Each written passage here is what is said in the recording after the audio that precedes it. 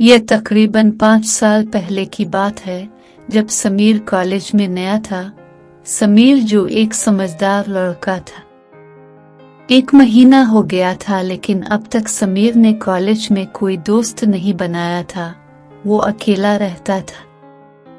एक दिन सुबह जब वो कॉलेज गया और अपना बैग खाली मेज पर रखा, तो क्लास में एक लड़की आई जिसने अपना बैग इस टेबल के पीछे रखा जिस पर समीर बैठा था।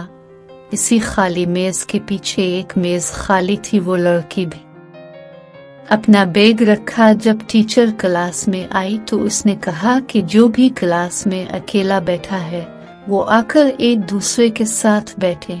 फिर वो लड़की क्या थी, वो आकर समीर के साथ बैठ गए। समीर ने जब इस लड़की का नाम पूछा तो उसने अपना नाम हबीबा बताया। वो बहुत शर्मीली लग रही थी। गर्मियों का मौसम था, लेकिन फिर भी लड़की ने पूरी आस्तीन वाली टी शर्ट पहन रखी थी। अक्सर वो लड़की हमेशा पूरी आस्तीन वाली टी शर्ट पहनकर कॉलेज आती थी। पहले ही दिन समीर और हबीबा के दरमियान काफी बातचीत हुई और अगले दिन फिर दोनों एक साथ बैठ गए और उनके दरमियान फिर से काफी बातचीत हुई। अब दोनों एक दूसरे से बहुत घुल मिल गए थे। अक्सर दोनों इकट्ठे खाना खाते थे, घूमते फिरते थे, दोनों आपस में बातें करने लगे। अब कॉलेज के बाद भी फोन पर बात करने लगे और सबसे अच्छी बात ये थी कि लड़की समीर में बहुत दिलचस्पी लेने लगी, क्योंकि समीर शक्ल सूरत में खूबसूरत नहीं था, लेकिन फिर भी वो काफी वक्त तक समीर के साथ रही और आहिस्ता आहिस्ता समीर भी इस लड़की से दिलचस्पी लेने लगा। अब दोनों कॉलेज के बाद भी मिलने लगे और कुछ ही दिनों में एक दूसरे को प्यार करने लगे। अब समीर भी हबीबा के साथ वक्त गुजारने का मजा लेने लगा। हबीबा बहुत मासूम और बड़ी बड़ी आंखों वाली लड़की थी। एक दिन शाम को हबीबा ने समीर को फोन किया और कहा कि आज मैं घर पर अकेली हूँ, तुम आ जाओ, हम इकट्ठे पिज्जा खाते हैं।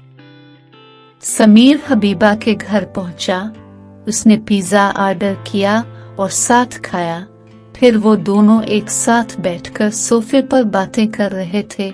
फिर समीर हबीबा के थोड़ा करीब आया तो हबीबा ने समीर से कहा कि तुम जानते हो कि तुम मेरे तीसरे बॉयफ्रेंड हो।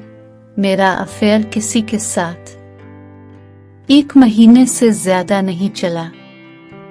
समीर ने इस बात पर ज्यादा ध्यान नहीं दिया तो समीर ने हबीबा से पूछा, तुम हमेशा ये फुल आस्तीन वाली टी शर्ट क्यों पहनती हो, क्या तुम्हें गर्मी नहीं लगती? हबीबा ने इसी वक्त अपनी टी शर्ट उठाई और समीर ने देखा कि इसकी गर्दन और कलाई पर जलने के निशान थे। निशानात इतने खौफनाक लग रहे थे कि समीर इस निशान को देखकर चौंक गया।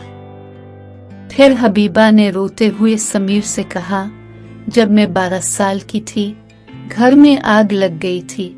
मेरा बहुत सा जिस्म जल गया था, इसलिए कोई मुझसे दोस्ती नहीं करता, कोई मुझसे प्यार नहीं करना चाहता।